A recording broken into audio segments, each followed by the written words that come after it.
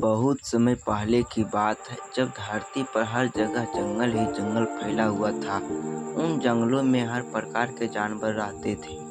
हाथी, बाघ, हिरण और पक्षियों की अनेकों प्रजातियां। जंगल का हर कोना हरियाली और शांति से भरा हुआ था।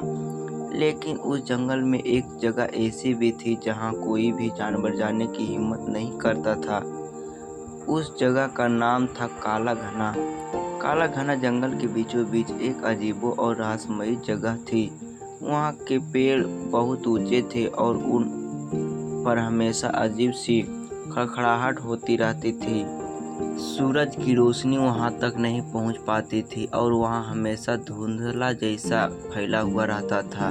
जंगल के सारे जानवर उस जगह से दूर ही रहते थे, क्योंकि उनके अनुसार वहाँ एक रहस्यमयी और खतरनाक प्राणी रहता था जिसका नाम कोई नहीं जानता था। वहाँ पर कहानियाँ थी, अफवाहें थी। एक दिन जंगल के सबसे बहादुर शेर, जिसका नाम राजा था, उसने उस जगह के बारे में सुना हुआ एक बहुत ही ताकतवर और निडर शेर था।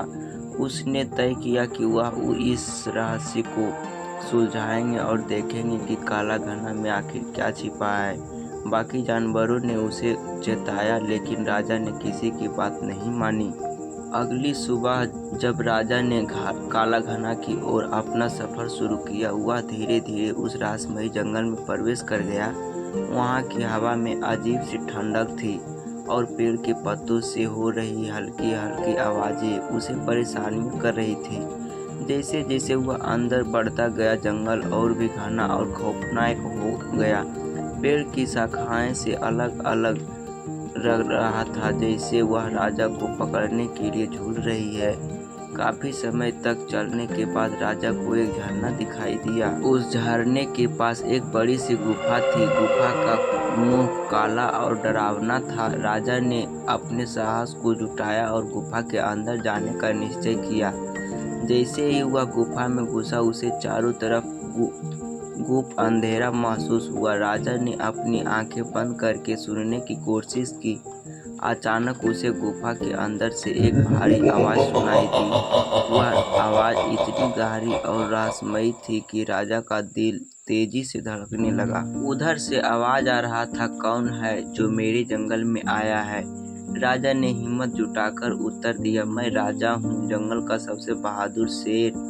मैं यह जानने आया हूँ कि इस काले घने में कौन रहता है और क्यों यहाँ सब डरते हैं। अचानक गुफा के अंदर के एक बड़ा सा जीव बाहर निकला। वह देखने में अजीब था। उसका शरीर आधा बाघ जैसा था और आधा विशालकाय पक्षी जैसा। उसकी आंखें लाल थी और उसकी पूंछें लंबी और कांटेदार थी। उसके पंख चमत्कार और घने थे, जो आकाश में उड़ने का संकेत देते थे। वह जीव हंसा और बोला, मैं हूँ आदिति, इस जंगल का संरक्षक। मैं इस जगह को उन लोगों से बचाता हूँ जो जगह को नष्ट करने की कोशिश करते हैं। यह काला घना इसलिए रहस्यमयी है क्योंकि इसे जंगल के सबसे पवित्र जगह में से एक माना जाता है। यहाँ सिर्फ वही आ सकता है जिसे जंगल की सच्ची परवाह हो। राजा ने आश्चर्य से पूछा, तुम यहाँ क्यों छिपे रहते हो? बाकी जानवर तुमसे क्यों डरते हैं? आदित्य ने गंभीरता से उत्तर दिया, यहाँ की कहानियाँ और अफवाहें मेरी छवि को बिगाड़ती है। असल में मैं यहाँ का संरक्षक हूँ, ना कि कोई राक्षस। जो लोग इस जंगल के संतुलन को बिगाड़ने की कोशिश करते हैं, उन्हें मैं रोकता हूँ। लेकिन मेरे बारे में डर की कहानियाँ फैल गई है और इसलिए जानवर मुझसे डरने लगे हैं। राजा ने सोचा और कहा, तुम्हें बाकी जानवरों के सामने आकर सच बताना चाहिए। अगर वे जानेंगे कि तुम इस जंगल की रक्षा कर रहे हो तो वे तुम्हें समझेंगे और सम्मान देंगे। आदित्य कुछ देर सोचता रहा और फिर बोला, शायद तुम सही कह रहे हो, लेकिन क्या बाकी जानवर मुझे स्वीकार करेंगे? राजा ने आत्मविश्वास से कहा, अगर मैं तुम्हारे साथ रहूंगा तो जरूर स्वीकार करेंगे। मैं इस जंगल का राजा हूँ और अगर मैं तुम्हारी सच्चाई जानता हूँ तो बाकी भी जानना चाहेंगे। अगले दिन राजा और आदित्य एक साथ जंगल के मुख्य स्थान पर पहुंचे। वहां सभी जानवर इकट्ठे हुए थे और वे आदित्य को देखकर सहमे हुए थे। लेकिन राजा ने सभी को उसकी सच्चाई बताई कि आदित्य इस जंगल की सुरक्षा कर रहा है और वह कोई खतरनाक प्राणी नहीं है। धीरे धीरे जानवरों का डर कम होने लगा और उन्होंने आदित्य को समझना शुरू किया।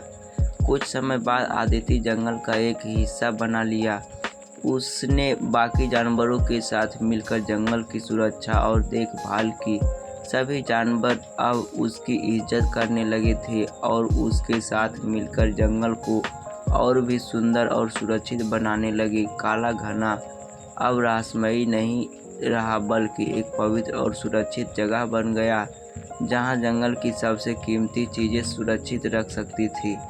इस तरह राजा और आदित्य ने मिलकर जंगल की शांति और संतुलन को बनाए रखा। राजा ने एक सच्चे नेतृत्व का परिचय दिया और आदित्य ने साबित किया कि बाहरी रूप से डरावना दिखने वाला कोई भी प्राणी दिल से बुरा नहीं होता, बस उसे समझने की ज़रूरत होती है। कहते हैं कि आज भी अगर आप उस जंगल में जाएं तो आपको आदित्य की उपस्थिति महसूस होगी, उसके विशाल पंखों की सरसराहट और उसके आंखों की चमक, जो इस बात का संकेत देती है कि वह अभी भी अपने जंगल की रक्षा कर रहा है। और राजा वह हमेशा जंगल के अन्य जानवरों को यह सिखाता रहा कि डर को सच्चाई से जीतना ही असली बहादुरी है।